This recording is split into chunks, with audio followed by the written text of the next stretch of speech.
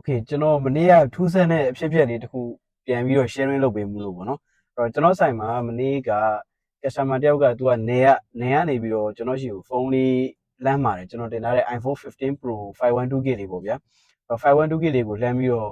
့သူမေးပြီးတော့ကြိုက်တယ်ဆိုပြီးတော့သူဒီရန်ကုန်မှာရှိတဲ့သူ့ဦးလေးကိုလာကြည့်ခိုင်းမယ်ပေါ့နော်ကြည့်ခိုင်းပြီးတော့အဆင်ပြေယူမယ်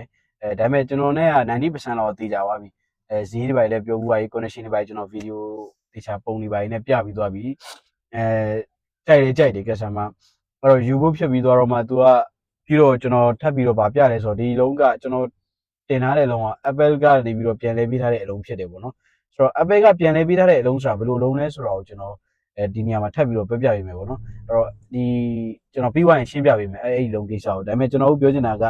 အဲ့ဒီလိုမျိုးပြောလိုက်တဲ့အချိန်မှာ customer နဲ့ကျွန်တော်နဲ့ point ပြတ်သွားတယ် customer မယူဖြစ်တော့အဲ့တော့ဘာကြောင့်မယူဖြစ်လဲဆိုတော့ကျွန်တော်ထပ်ပြီးတော့ပြောပြမယ်ပေါ့နော်အဲ့တော့ Apple ကနေပြီးတော့ပြန်လဲပေးထားတဲ့အလုံးဆိုတဲ့နေရာမှာဒီနေရာမှာကျွန်တော်တို့ကတော်တော်များများအထင်မှားနေတဲ့ကိစ္စတခုရှိတယ်ဗာလဲဆိုတော့ဟိုအရင်တော့ဆိုလို့ရှိရင်တော့ Apple ကသူ့ရဲ့ warranty တစ်နှစ်အတွင်းထဲမှာဆိုလို့ရှိရင်သူက warranty ပြန်ပြီးတော့ claim လုပ်လို့ရှိရင်ကျွန်တော် factory error ပါသွားခဲ့ရင်ပေါ့ Apple က parking ဝယ်လို့ရှိရင် warranty 1 year ပေးတယ်အဲ့1 year အတွင်းထဲမှာ factory error ပါသွားခဲ့တယ်ဆိုလို့ရှိရင် warranty ပြန်ပြီးတော့ claim လုပ်လို့ရတယ်အဲ့ဒီအချိန်မှာ तू ကအလုံးအသစ်တစ်လုံးပြန်ချင်းပေးတယ်အရင်တော့ Apple ကအသစ်တစ်လုံးပြန်ချင်းပေးတဲ့ခါကျတော့ serial number တွေ IMEI နဲ့အကုန်လုံးမတူတော့ဘူးbox နဲ့ IMEI လွဲသွားပြီပေါ့နော် box နဲ့ဒီဖုန်းရဲ့ IMEI နဲ့မတူတော့ဘူးဆိုတဲ့အတွက်ဒီအရင်တော့ဆိုလို့ရှိရင်တော့ကျွန်တော်တို့ကအလုံးသစ်တစ်လုံးပြန်ရတယ် battery ကအစ100နဲ့ပေါ့ဗျာကျွန်တော်တို့က battery ဘယ်လောက်နဲ့ပဲပေးလိုက်သူက100ပြန်ရတယ်ကျွန်တော်ကိုယ်တိုင်13 Pro Max တစ်လုံးဝယ်ပြီးတော့6လလောက်နေတော့ဒီဖုန်းလိုင်း no service ဖြစ်သွားတယ် SIM card time တက်တော့ no service ဖြစ်သွားတော့ကျွန်တော်တို့ warranty claim လုပ်တဲ့ခါမှာ battery health 100နဲ့13 Pro Max အသစ်တစ်လုံးပြန်ရခဲ့တယ်ဆိုတော့အဲ့ဒီလိုမျိုးလဲပြီးတယ်အရင်တော့ Apple ကအဲ့တော့အခုနောက်ပိုင်းမှာ Apple ကအဲ့လိုမလုပ်ပြီးတော့မလုပ်ပြီးပဲနဲ့ဘယ်လိုလုပ်ပြီးလဲဆိုလို့ရှိရင်ကျွန်တော်တို့အခု factory error 1 year အတွင်းထဲမှာ factory error ဖြစ်ခဲ့တယ်ဆိုလို့ရှိရင်သူကအဲ့ဒီဖြစ်တဲ့ parts တွေကိုပဲပြန်ပြီးတော့ replace လုပ်ပြီးပြန်ပြီးတော့ change မိတာပေါ့နော်အဲ့တော့အခုမှကျွန်တော်ကမှန် error တက်တယ်ဗျာအဲ့တော့မှန် error တက်တယ်ဆိုလို့ရှိရင်သူက display ပဲ change မိမှာ display change မိမယ်တကယ်လို့ battery error တက်ရင် battery change မိမယ်ဒါပေမဲ့ Apple ကတော့ Apple ပဲသူတို့ change မိတယ်ဆိုတာလုံးဝတိတိကျကျဘယ်နှခုနှစ်ဘယ်နှလားမှာ change ထားပါလေဆိုတော့ date ကအစပါတယ်ဗျာပြောချင်တဲ့သဘောက ဖြစ်ကလက်ဆက်လောက်ထားတာမဟုတ်ဘူးသူတို့တေချာလေးဟိုဘယ်လိုပြောမလဲဆိုတော့အတိအကျကျလေးဖော်ပြပေးထားတယ်ပေါ့နော်အဲ့ဒါကိုလည်းကျွန်တော်တို့ setting ထဲမှာကြည့်လို့ရတယ်လွယ်ကူပဲကြည့်လို့ရတယ်နောက်တစ်ခုအရေးကြီးတာတစ်ချက်က Apple Juno Pack ဆိုပြီးတော့ပါမယ်သူတို့လဲထားတဲ့အစိပ်ပိုင်းကိုတကယ်လို့ display ထားလို့ရှိရင် display ရဲ့အောက်မှာ display ဆိုပြီးတော့ဝင်ကြည့်လိုက် Apple Juno Pack ပြောချင်တဲ့သဘောက Apple ကအသိအမှတ်ပြုထားတဲ့အစိပ်ပိုင်းတစ်ခုဖြစ်တယ်ပေါ့ဗျာဆိုတော့အဲ့ဒီအောက်မှာသူ့ရဲ့ date တွေပါမယ်ထားပါတော့ဆိုတော့အဲ့ဒီလို message Apple Juno Pack ဆိုပြီးတော့ပါတယ်ကျွန်တော် iPhone 15 Pro လေးอ่ะဆိုတော့ customer ကိုကျွန်တော်အဲ့ဒါလေးပြတော့ तू ကဟာ Apple ကပြန်လဲပြီးထားတာလားတဲ့ဒါဆိုရင်ကျွန်တော်တို့ model number ဘာနဲ့စလဲဆိုပြီးကျွန်တော်မေးတယ်အမ model number တော့ M နဲ့ပဲစတယ် M နဲ့စတယ်ဆိုတော့ကျွန်တော်တို့ official device ပဲဒါပေမဲ့ तू ကအဲ့ဒီမှာဘာထင်လွဲလဲဆိုတော့ model number က M နဲ့စရမှာမဟုတ်ဘူးလားတဲ့ तू ပြောချင်တဲ့သဘောက Apple ကပြန်လဲပေးထားရင်ဒီလုံးက replacement step 5ဖြစ်သွားပြီ replacement ဖြစ်သွားတဲ့အတွက်ဒီ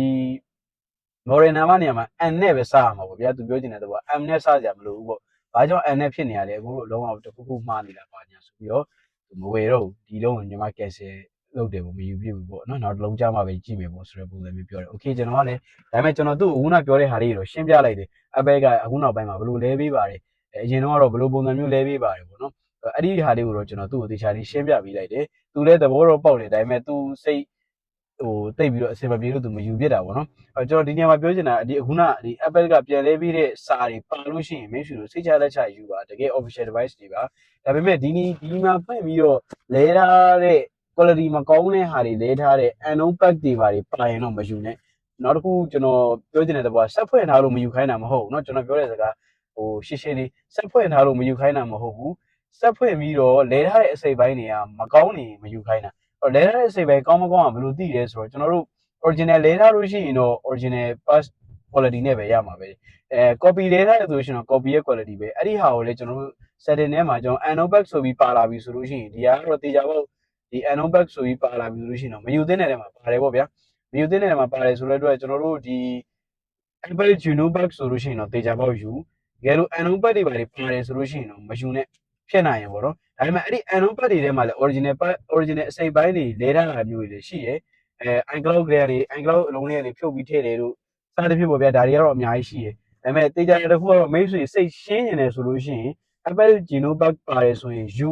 တကယ်လို့ Anopack ပါတယ်ဆိုရင်တော့မယူနဲ့ပေါ့ဗျာဘာမှမလဲထားလို့ရှိရင်တော့ Apple Genopack လည်းမပါဘူး Anopack လည်းမပါဘူးဗျာတစ်ခုလဲထားတယ်ဆိုလို့ရှိရင်ပြောချင်တာကတစ်ခုလဲထားတယ်ဆိုတဲ့နေရာမှာလည်းကျွန်တော်တို့ Apple က already claim လုပ်ထားတဲ့အလုံးတွေဆိုလို့ရှိရင်နောက်ပိုင်းမှာဒီလို message တွေနဲ့ပဲပြန်ရတယ်အဲ့တော့ဒါပေမဲ့အဲ့ဒီဟာတွေကိုလည်းမင်းစိတ်ပူကြမရှိဘူးစိတ်ချလက်ချသုံး Apple ကလုပ်ပေးထားတဲ့ပုံမှာကျွန်တော်တို့ကပို့လို့တော့မှစိတ်ချသေးတယ်ဗျာနောက်တစ်ခုကစက်ဖွင့်ထားရင်မယူစရာအကြောင်းမရှိဘူး Apple ကပြောပြီးသား battery 80%အောက်ရောက်တာ99 79% ဆိုတာနဲ့ Apple က battery level ကို recommend ပေးပြီး service ဆိုပြီးပေါ်လာပြီအဲ့တော့ကျွန်တော်တို့က iPhone ကင်ပြီးဆိုတေချာပေါက်ဆက်ဖွင့်ရမှာပဲဘူးလို့ဆက်မဖွင့်ရင်တော့ iPhone မကင်နဲ့ပေါ့ကျွန်တော်ပြောနေတာတေချာပေါက်ဆက်ဖွင့်ရမှာပဲ battery ကတော့တေချာပေါက်အချိန်တစ်ခုကာလတစ်ခုရောက်လာရင်လဲဟိုးလဲရမှာမိတ်ဆွေမလဲခြင်းနဲ့လဲရမှာပဲအဲ့တော့လဲတဲ့လူပေါ်မှာပဲမူတည်တယ်လဲတဲ့ service center ပေါ်မှာပဲမူတည်တယ်အဲ့တော့ကောင်းတဲ့ Apple specialized ဖြစ်တဲ့ service center တွေမှာလဲပါကျွန်တော်တို့ရှိမှာလဲ battery တွေမှန်တွေ display တွေစသဖြင့်အကုန်လာပြီးတော့ချိန်လို့ရပါတယ်ကျွန်တော်တို့နဲ့ collab လုပ်ထားတဲ့ service center လည်းရှိပါတယ်အဲ့တော့ကျွန်တော်တို့ရှိမှာလဲ battery လဲ battery အမကန်6လပေးတယ်original ပစ္စည်းဖြစ်ကြောင်းလည်းအမကန်ပေးတယ်ပေါ့နော်အဲ့တော့အဓိကဥက္ကဋ္ဌကျွန်တော်ပြောချင်တာစက်ဖွင့်တာလို့မယူနဲ့ဆိုတဲ့ခက်ကကုံသွားပြီစက်ကတော့အချိန်တန်ရင်ဖွင့်ရမှာပဲဒါပေမဲ့စက်ဖွင့်တဲ့နေရာမှာဘယ်လိုမျိုးဘယ်အပိုင်းတွေလဲလဲဆိုတဲ့ပုံပဲမူတည်တယ်မာတာဘုတ်ပြင်ထားတာမဟုတ်ဘူးဆိုရင်မိတ်ဆွေစစ်ကြလက်ချဝယ်လို့ရတယ်အချိန်တန်လို့ရှိရင်ဗျာကျွန်တော်တို့ဖုန်းဆိုတာအမြဲတမ်းသွားနေလာနေကိုင်နေတာဗျာပြုတ်ကြရင်မှန်ကွဲမှာပဲပြောချင်တယ်ဆိုတော့ဘက်ထရီလဲကြာရင်ရော့မှာပဲအဲ့တော့မှန်လဲထားလို့ဘက်ထရီလဲထားလို့ဆိုတဲ့ဟာကြီးကတော့ကျွန်တော်အမြင်အရဆိုလို့ရှိရင်ဒါကြီးကတော့မဖြစ်သင့်ဘူးလို့ထင်တယ်ဗျာအဲ့တော့ original pass ဖြစ်ဖို့ပဲရေးကြည့်တယ်ကျွန်တော်တို့ခိုင်နေတဲ့ဖုန်းဗျာကျွန်တော်တို့စိတ်ကြိုက်လဲစိတ်ချလက်ချသုံးလို့ရတဲ့ quality ရှိတဲ့သူစိတ်ချလက်ချတာဝယ်အဲကျွန်တော် recommend ပေးရပါတော့အဲ့တော့ဘယ်မှာဝယ်ပါလို့ပြောတာတဲ့ကျွန်တော်ကတော့ quality ကောင်းတဲ့ပစ္စည်းကိုသာရှာပြီးဝယ်ပါလို့ပဲကျွန်တော်တို့ comment ပေးတယ်အကြံပေးတယ်ပေါ့နော်အဲ့တော့ဒီနေ့ဗီဒီယိုလေးလောက်ရတဲ့အဓိကရွေးချက်ကဥနာကျွန်တော်ပြောတဲ့ Apple ကပြန်နေပေးတဲ့အစိပ်ပိုင်းတွေဘယ်လိုပုံစံမျိုးလဲဆိုတော့ကျွန်တော်အဓိကလေးပြောချင်တာပါအဲ့တော့နောက်ထပ်သိချင်တာလေးရှိနေကျွန်တော်ခုံးမမှာမေးခဲ့လို့ရပါတယ်ကျွန်တော် reply လေးလုပ်ပေးပါမယ်ကျေးဇူးတင်ပါတယ်